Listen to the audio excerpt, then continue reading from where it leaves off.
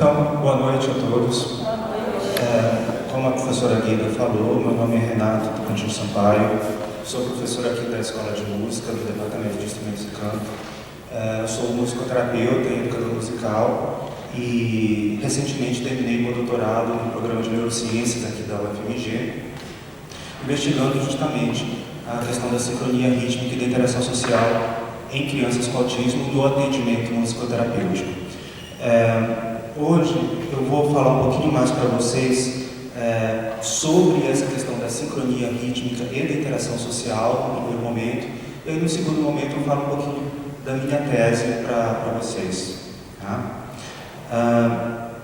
Uma coisa que é importante a gente começar a falar, que normalmente quando nós pensamos em música, nós pensamos muitas vezes em música simplesmente pelo aspecto cultural da música, né? Mas aqui a gente vai fazer uma abordagem um pouquinho diferente. A gente vai falar de música ligado a essas questões do nosso corpo.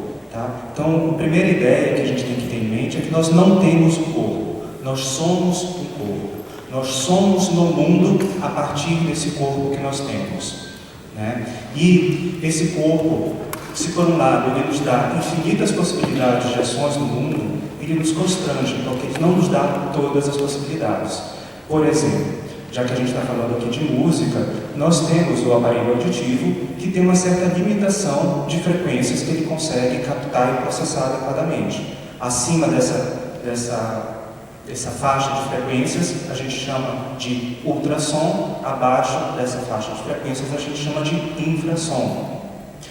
Essa faixa que a gente chama de som, para nós, seres humanos, é diferente da capacidade de percepção, por exemplo, que um cachorro tem, é diferente da capacidade de percepção que um morcego tem, é diferente da capacidade de percepção que um rato tem, ou que outros animais têm. Então, nós estamos falando de uma percepção que está vinculada a um organismo que percebe, que, portanto, nos dá uma determinada capacidade de ação e de percepção, por exemplo. E aí não tem como a gente falar de música sem falar de som, né? Então, só por esse aspecto, a gente já vê que a própria fisiologia humana faz com que a gente vivencie o som e a música de um determinado jeito que é diferente de outros animais em determinados aspectos, mas é comum com outros animais em outros aspectos. Sobre essa questão de natureza e cultura, né, nature, nurture, que é uma coisa que a gente sempre pergunta quando a gente está falando de desenvolvimento, de alguma habilidade humana, né? Mas isso é inato ou isso é adquirido? Isso é adquirido pelo viés cultural, né? Ou isso é adquirido simplesmente porque a pessoa está naquela fase do desenvolvimento de maturação biológica que lhe permite tal coisa? Hoje em dia, e aí principalmente nas neurociências, se considera que os genes definem tendências, mas são as experiências individuais que sempre as modulam. Qualquer gene precisa, para uma expressão adequada, de determinadas circunstâncias externas, sejam elas bioquímicas, físicas ou fisiológicas. A pergunta clássica, esse comportamento é herdado ou adquirido pela experiência, perde completamente o sentido, dando lugar à difícil questão: como é que os genes interagem com o ambiente na produção desse comportamento? Então, a gente não divide mais, pelo menos nas neurociências atuais, não se divide mais se um comportamento é inato ou é adquirido, se é de fundo biológico ou cultural, porque nada é só biológico ou só cultural. Tudo é uma interação das duas coisas. E a prática musical também. O desenvolvimento do sistema nervoso, ao longo da evolução, ele foi marcado pela aquisição de diversas estruturas com determinadas características que permitem a gente interagir, né, como organismos vivos com o nosso meio ambiente e com outros organismos. Desse jeito, as respostas que as pessoas têm, ou que os seres vivos têm, como adaptação a essas novas configurações, refletem tanto no modo como interno, digamos assim, no meio interno desse organismo, quanto na relação desse organismo com o mundo. Falando especificamente sobre música, né, a gente tem registros de, por exemplo, pinturas nas cavernas de instrumentos musicais que datam de mais de 65 mil anos. Esse daqui é uma foto de um instrumento musical, uma flauta feita de osso de abutre, que foi encontrada numa caverna na Alemanha, em 2008, e se estima que ela tenha pelo menos 35 mil anos. E supõe-se, inclusive, que ela seja atribuída a neandertais, não eram nem homo sapiens. Então, se supõe que neandertais já faziam música, né, a partir dessas descobertas e de outras. A música, a gente vai entender aqui como um fenômeno humano relacionado à cultura, como a gente já falou, não diferenciando biologia de cultura, e é um fenômeno que está presente em diversas manifestações e com diversos tipos de finalidades. As pessoas podem utilizar a música para lazer, para entretenimento, elas podem utilizar a música para ter uma apreciação estética, elas podem utilizar a música como um meio de aprendizado, elas podem utilizar a música para organizar a atividade motora, elas podem utilizar a música para entrar em contato com outras culturas ou com outras pessoas, enfim, ela pode utilizar a música de diversas formas. A música transcende, portanto, o tempo, o espaço e a cultura. Uma coisa importante, muitas pessoas falam num linguajar cotidiano que a música é universal, a música é uma linguagem universal, né? Sendo um pouquinho mais estrito, aí mais correto, digamos assim, cientificamente falando, a gente vai falar que o fazer musical é universal, principalmente o cantar. Não existe cultura humana que se tenha notícia que não se cante. Pode haver cultura humana onde não haja o termo música, pode haver determinadas culturas humanas onde não haja música instrumental, mas música cantada sempre há, em todas as culturas humanas que se tem notícia. A linguagem musical, ela é cultural. Porém, alguns estudos feitos em relação à percepção emocional da música têm quebrado um pouco essa barreira da cultura. Existem alguns estudos, por exemplo, de você colocar um determinado tipo de música que, supostamente, para pessoas ocidentais, trazem uma emoção de prazer, ou de alegria, ou de medo, né, e levar essa mesma música para ser escutada por sociedades que têm pouco contato com a cultura ocidental. E, estatisticamente falando, a quantidade de pessoas nessas outras culturas que têm as mesmas sensações de medo, ou de prazer, ou de alegria que os ocidentais é acima da média, né, no sentido de isso é só uma questão de chance, isso é só uma questão de probabilidade. Não, isso está acima, muito acima do que fosse, eventualmente, só uma questão de chance, de acaso. Tá? Fazer música não é somente tocar um instrumento ou cantar com virtuosismo, né? A gente dança, a gente se move sincronizado, e dentro desse mover sincronizado a gente anda, por exemplo, sincronizado, a gente batuca enquanto a gente escuta música, a gente tem uma apreciação musical, só que, logicamente, um treinamento extensivo em prática musical vai levar você a tocar ou cantar com virtuosismo, vai fazer com que você tenha uma habilidade para compor uma sinfonia, para reger uma orquestra ou alguma coisa do tipo, né? Vocês vão ver daqui a pouco um concerto de música popular onde as pessoas são extremamente virtuosas e que levaram anos para chegar nesse nível de prática. Algumas definições, só para a gente poder seguir adiante. Pulso, né, a gente está considerando o pulso aqui como uma articulação regular do fluxo temporal musical, isso é, uma espécie de uma marcação, uma batida constante que vai acontecer ao longo da música, né? E aí também a gente pode diferenciar um pulso do que a gente chama de pulsação, que é a regularidade desse pulso ao longo da música. É lógico que esse pulso pode ou não estar evidenciado na música, as pessoas podem tocar no pulso ou fora do pulso, mas o que é importante aqui para a gente é que se mover no pulso é justamente o que caracteriza a sincronia rítmica. Tá? Quando a gente está fazendo música em conjunto, né, a gente exercita a sincronia rítmica, a gente busca essa sincronia rítmica através de organizar a nossa produção musical em um tempo comum, em uma pulsação comum. Mas isso não acontece só na prática musical, como a gente vai ver daqui a pouquinho. Tá? Isso daqui, que eu vou mostrar para vocês, é um pequeno vídeo de um experimento feito com macacos na década de 1930, numa universidade nos Estados Unidos, no qual eles estavam experimentando justamente a questão da cooperação entre indivíduos. Tá? E aí eles estavam estudando macacos para saber como que os indivíduos cooperavam.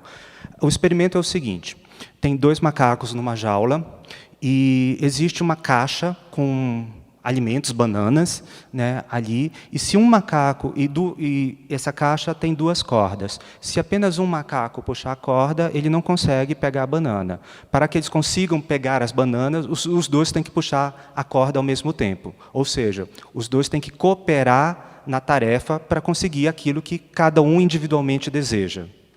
Tá? Mas vamos ver o que acontece aqui.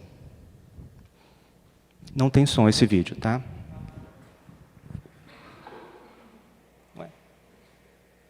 Se o vídeo abrir, não está abrindo, eu vou fazer de um outro jeito aqui.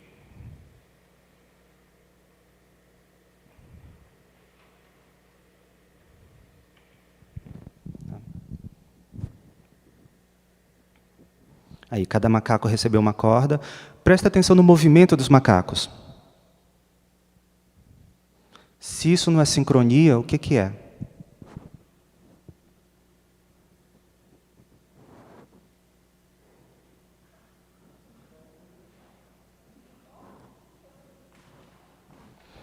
E aí, não contente com isso, eles fizeram o seguinte experimento, um segundo experimento. Os 2 macacos, aqui no caso, estavam com fome, não estavam morrendo de fome, mas não tinham sido alimentados naquele dia. Aí, o que eles fizeram? Mas será que essa cooperação existe, mesmo quando o benefício é somente para um e não para todos? Né?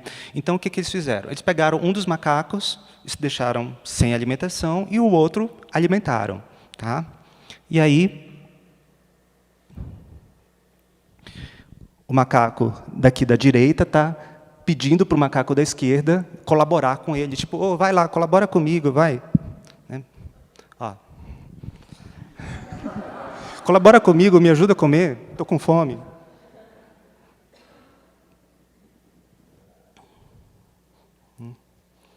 O outro desistiu, foi passear, né? Para que eu vou fazer esforço? Eu já comi. Ah, não, vai lá, coopera comigo e tal.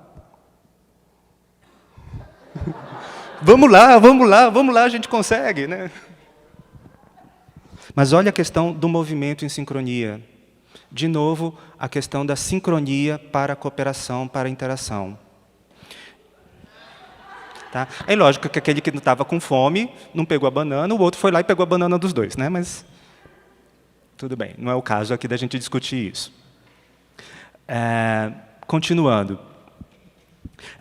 Além de primatas e humanos sincronizar, existem já estudos científicos que falam que diversos tipos de pássaros e até mesmo elefantes, leões marinhos, são capazes de sincronizar a uma batida externa, tanto a música quanto entre si.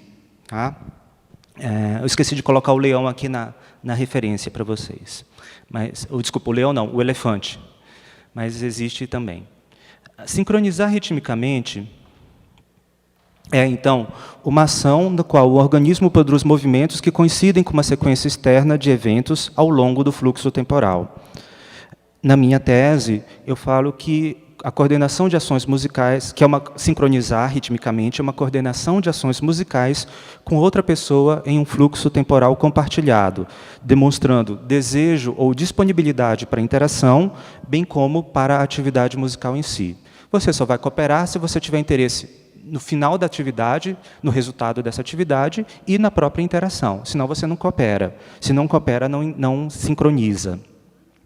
Sincronizar ritmicamente, portanto, para sincronizar ritmicamente, existem aspectos motores, aspectos cognitivos e aspectos emocionais e relacionais. Quando a gente faz uma ação de sincronizar ritmicamente com o outro, quer seja na prática musical ou em qualquer prática nossa cotidiana, aqueles dois macacos lá puxando a corda ao mesmo tempo, por exemplo, isso exige uma autopercepção, isso exige uma percepção e algum nível de consciência do que está acontecendo no seu ambiente, isso exige uma atenção sustentada para a ação musical ou ação no ambiente, isso exige uma memória de trabalho, isso tem relação com o controle percepto-motor, principalmente o auditivo no caso da música, mas também o controle visual. A gente tem que controlar os nossos impulsos para coordenar e controlar, digamos assim, a ansiedade para tocar exatamente dentro daquele fluxo temporal compartilhado e, portanto, a gente está exercitando uma autorregulação entre diversos outros aspectos cognitivos. Porém, a gente não pode falar que a ausência de sincronia rítmica numa ação musical, ou numa determinada situação musical, ou na vida cotidiana, necessariamente fala da incapacidade da pessoa de fazer tudo aquilo que a gente acabou de falar. Pode simplesmente ser, ela não deseja interagir, ou ela não tem habilidade motora suficiente para interagir. Ou pode ser que um desses aspectos mencionados cognitivos esteja falho. Por exemplo, a pessoa não consegue sustentar a atenção. Se ela não sustenta a atenção, ela perde o foco daquela atividade e aí perde, por exemplo, a sincronia ou não consegue entrar em sincronia. Então, sincronia, do ponto de vista relacional, ela tem relação estreita com a organização, com a empatia e com a cooperação. Estar em sincronia com o outro favorece eu sentir como o outro está se sentindo, eu imaginar como o outro está se sentindo. Isso chama de empatia. E isso é um aspecto de coesão grupal extremamente importante. As pessoas que conseguem fazer atividade em sincronia, elas conseguem ter uma relação de empatia melhor com as outras e consequentemente, elas conseguem ter um pertencimento social maior. Isso a gente vê, muitas vezes, em diversas atividades cotidianas, diversos usos da música no cotidiano, mas talvez o mais clássico seja a música em cultos religiosos. As pessoas cantam ou tocam nesses cultos religiosos, de qualquer religião que seja, em sincronia, e isso faz com que elas todas se sintam integradas, isso faz com que elas se sintam pertencendo àquela comunidade. E, na verdade, essa sensação de pertencimento vem justamente de, ao sincronizar, eu estou fundando um grupo. A gente deixa de ser um monte de gente fazendo coisas próximas para ser um grupo de fato. E aí esse grupo de fato é que dá essa sensação de comunidade. Sincronizar ritmicamente também tem, como a gente já falou, aumenta a coesão grupal, aumenta a cooperação social e, embora esses movimentos de sincronia possam ser realizados tanto na presença como na ausência de música, em geral, quando há música, essa organização do movimento é maior e a sensação de pertencimento, a sensação de coesão grupal, de cooperação é maior, porque está todo mundo, digamos assim, se relacionando ou realizando o seu movimento de acordo com um parâmetro externo auditivo que está dando a marcação, que está dando o fluxo, o percorrer do fluxo temporal para todo mundo. O Ian Cross é um estudioso da área de psicologia da música.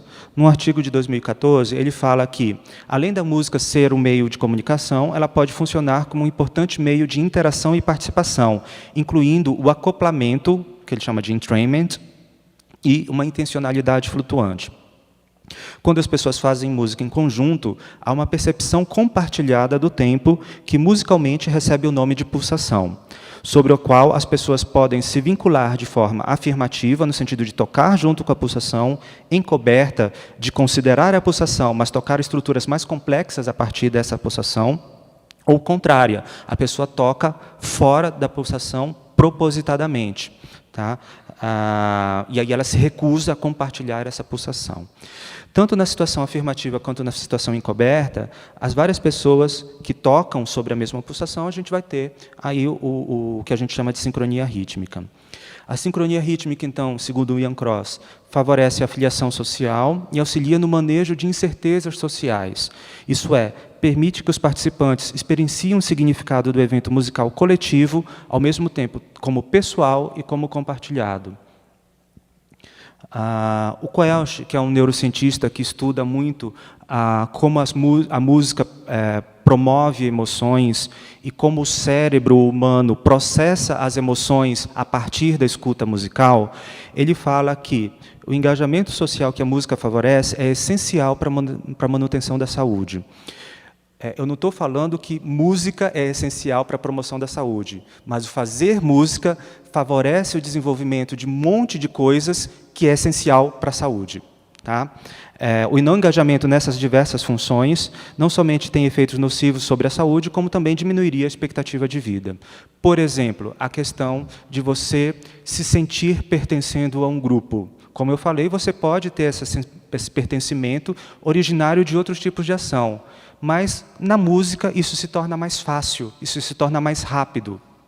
Então, a música favorece esse sentimento de pertencimento e, portanto, ela ajuda a promover saúde de uma forma, muitas vezes, muito mais rápida do que de outras ações aí humanas possíveis.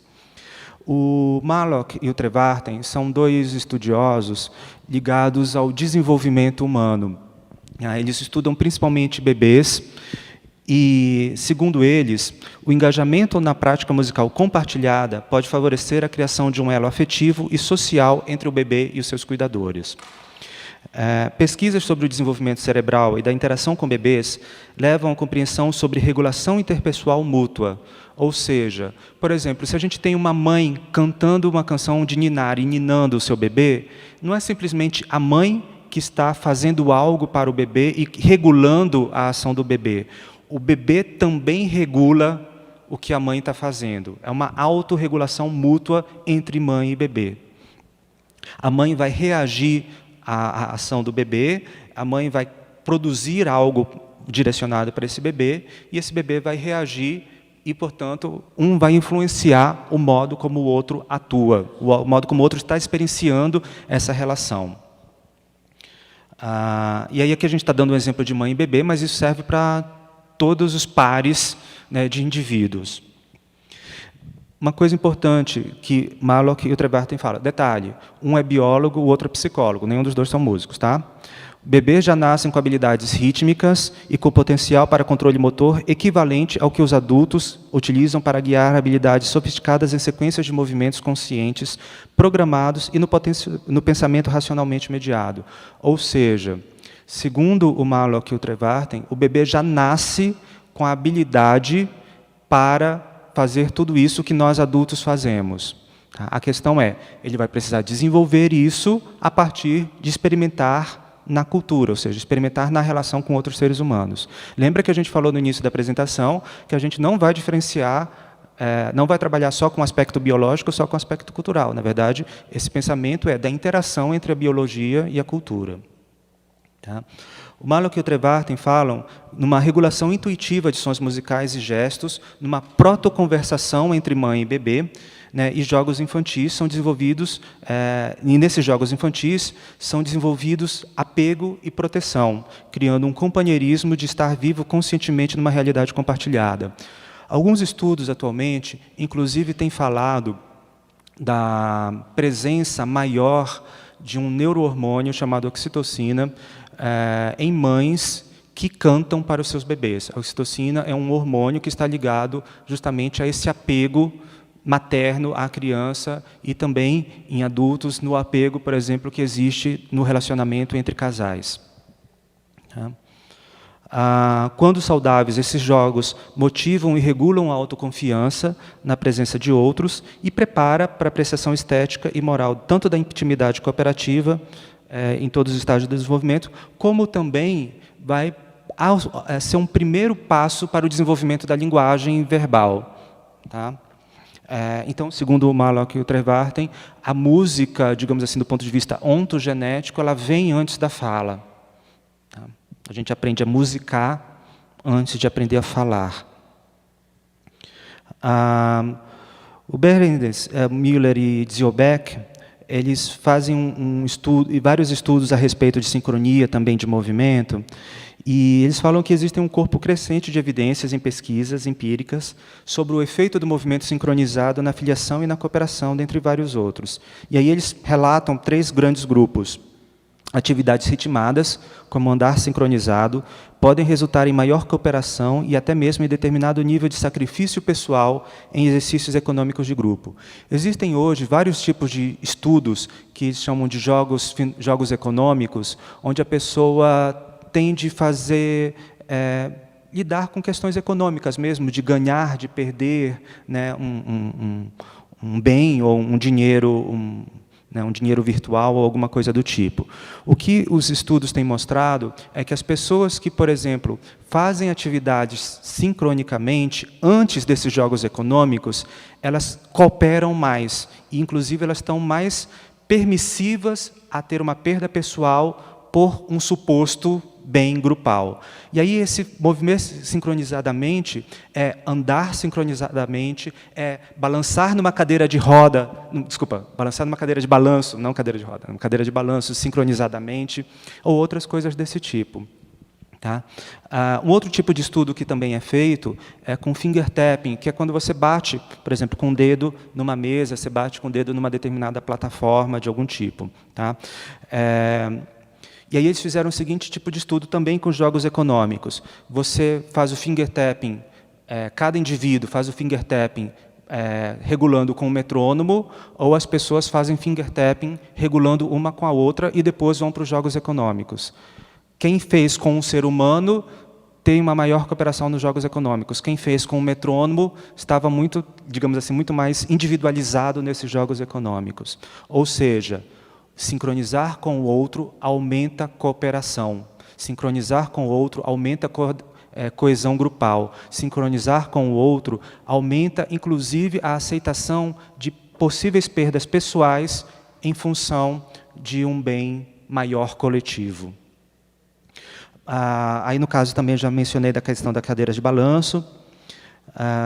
Uma outra coisa interessante que eles falam nesse estudo, que crianças de 2 anos de idade já são capazes de se mover com todo o corpo a peças musicais de diferentes ritmos e diferentes estilos.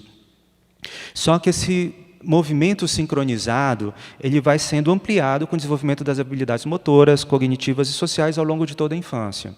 Então, uma criança com 2 anos e meio, ela já consegue, sim, sincronizar ritmicamente a partir desse estudo dessa equipe aqui da Bélgica, se eu não me engano. Em um contexto social, a tendência a sincronizar parece ser maior que em situações não sociais. O que significa isso? Se a criança tem que sincronizar com um metrônomo, ela até consegue fazer isso, mas se ela tem que sincronizar com um parceiro humano, ela se esforça mais, e aí você consegue um melhor resultado, inclusive em crianças menores. Tá? Então, o sincronizar na situação social é mais forte do que o sincronizar a alguma coisa eletrônica. A Fritz e colaboradores, a Fritz é uma pesquisadora canadense, ela fala que quando crianças de variadas idades percutem tambores com parceiro humano, ou com uma bateria eletrônica, ou com som de percussão vindo de um alto-falante, a melhor sincronização acontece justamente na condição social, ou seja, quando ela está vendo o outro tocar. Ela consegue sincronizar mais quando ela vê o outro tocar, ela toca junto com a outra pessoa, do que quando ela toca junto com um metrônomo, com uma bateria eletrônica, ou com alguém tocando, só que está vindo através de um alto-falante. Tá? Por outro lado, o fazer musical em conjunto com sincronia, cantando e dançando, promove mais comportamentos pró-sociais, tanto em crianças quanto em adultos. Então, a condição social aumenta a capacidade de sincronia e o sincronizar-se numa situação social aumenta, por outro lado, a relação de empatia e os comportamentos pró-sociais não musicais. Por uma questão de tempo, eu vou pular aqui algumas coisinhas e falar um pouquinho da musicoterapia, né? E especificamente um pouco da minha tese de doutorado, que, como eu disse, eu defendi ano passado no programa de pós-graduação em neurociências aqui da UFMG. Então, resumindo, O que a sincronia rítmica revela? Revela que eu tenho uma capacidade de coordenação de ações musicais com o outro. Tanto que eu tenho um desejo ou uma disponibilidade para essa atividade, quanto um desejo ou uma disponibilidade para interagir com o outro nessa atividade. Revela uma capacidade de autopercepção, revela uma capacidade de percepção e consciência do ambiente, revela uma habilidade de memória de trabalho, uma habilidade de atenção nos níveis de atenção dividida, atenção sustentada, etc. Revela um controle motor, né, percepto-motor, tanto auditivo quanto visual. Revela também, como a gente falou anteriormente, controle de impulsos e autorregulação, entre várias outras coisas. E aqui eu queria mostrar um exemplo, espero que rode aqui o vídeo. Vai rodar. Tá rodando. Esse iniciozinho do vídeo não tem som, tá? Agora vai começar o som.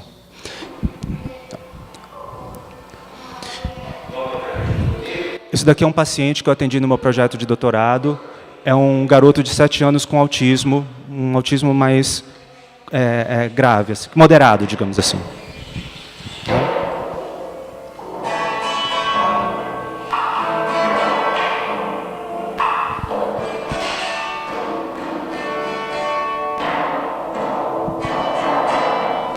Vocês veem aí a questão da sincronia, né?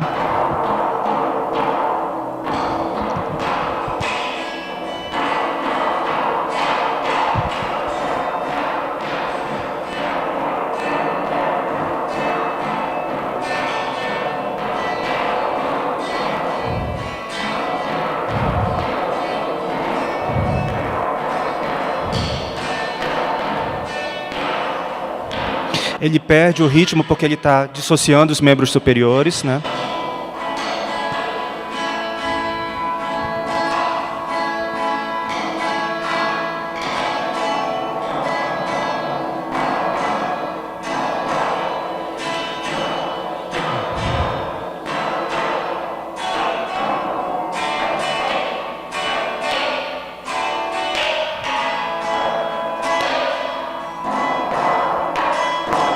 E aí, novamente, ele perde o ritmo porque ele está tentando tocar o bongô e o tambor ao mesmo tempo.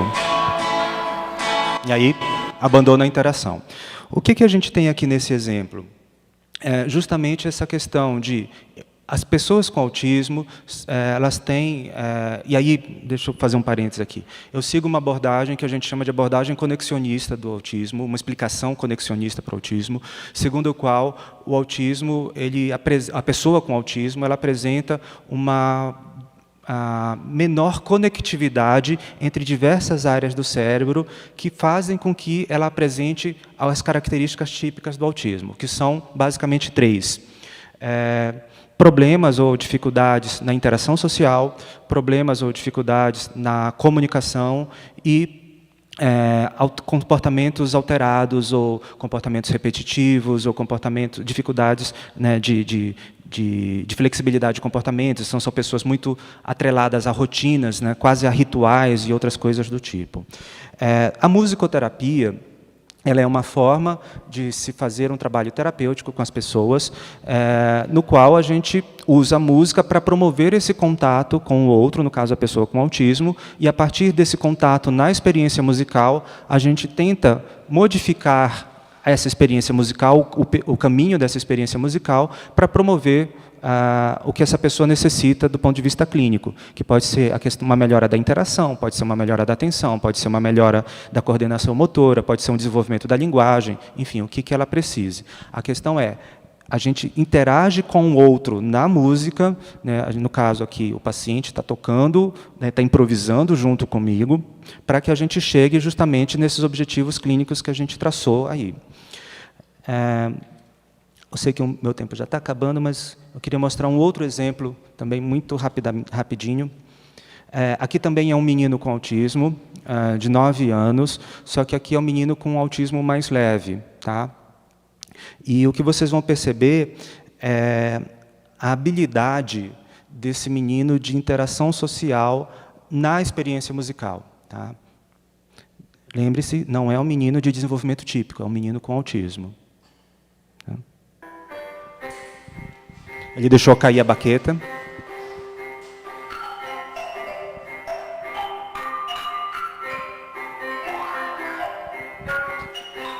E aí ele, tipo, perde a interação que ele tinha comigo, né?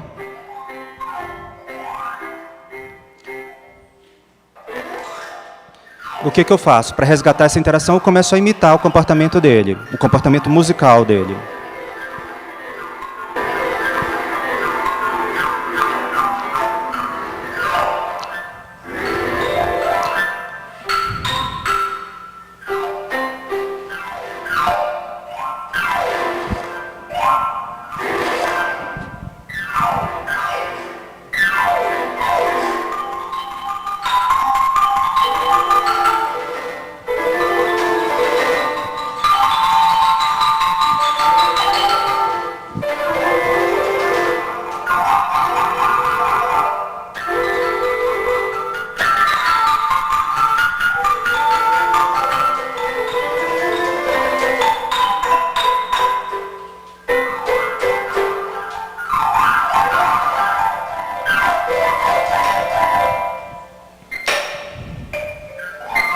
Aí eu, tipo, né, tudo bem, brincamos, eu imitei você, entrei na sua, agora vamos voltar e vem você para a minha. Inicialmente ele não está muito afim. Aí eu reduzo o andamento para regular com o que ele está fazendo. Tipo, ele tenta chamar de novo, né, para brincadeira. E aí volta e sincroniza comigo. Vocês veem que a questão aqui é como a sincronia rítmica pode ser um elemento importante da gente avaliar a qualidade da interação social. Para esses meninos que têm dificuldade de interação, ele pode ser um elemento extremamente importante nesse processo tanto de avaliar, quanto no caso da musicoterapia, da gente promover uma melhor qualidade de interação social dessas pessoas, né, com esse tipo de transtorno. No meu projeto de doutorado, eu trabalhei com pessoas com transtorno do espectro do autismo, né, na verdade, crianças de 7 a 12 anos, e, basicamente, o projeto acabou sendo o desenvolvimento de um protocolo de avaliação da sincronia rítmica em musicoterapia. Tá? Esse protocolo ele foi criado para avaliar a habilidade de sincronizar ritmicamente durante a experiência musical coativa no atendimento musicoterapêutico. E aí, no doutorado, eu fiz todos os estudos de validação científica desse protocolo, quer dizer, todos não, alguns estudos de validação científica, não deu tempo de fazer todos, né, mas a ideia agora é da gente continuar utilizando, né, esse protocolo e, eventualmente, desenvolvendo outros instrumentos para que a gente possa avaliar a habilidade de sincronizar ritmicamente e a relação disso com a melhora da interação social, tanto em pessoas com transtorno do desenvolvimento durante atendimento musicoterapêutico, quanto, por exemplo, de crianças com desenvolvimento típico em aulas de música. Tá? Então, era isso que eu tinha para apresentar hoje para vocês. Muito obrigado pela atenção. Não sei se a gente tem tempo aí para mais algumas perguntas, algumas coisas. Muito obrigado. Aqui tem o meu e-mail, caso alguém queira entrar em contato.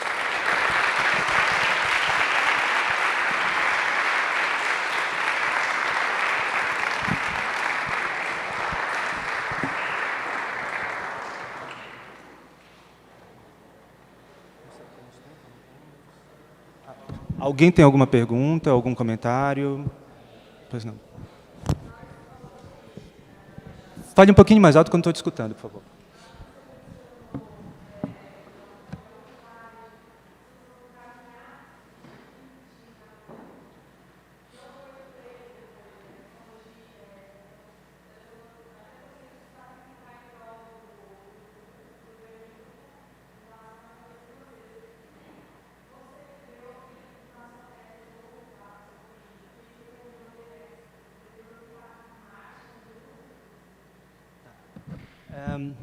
Na verdade, a ideia é...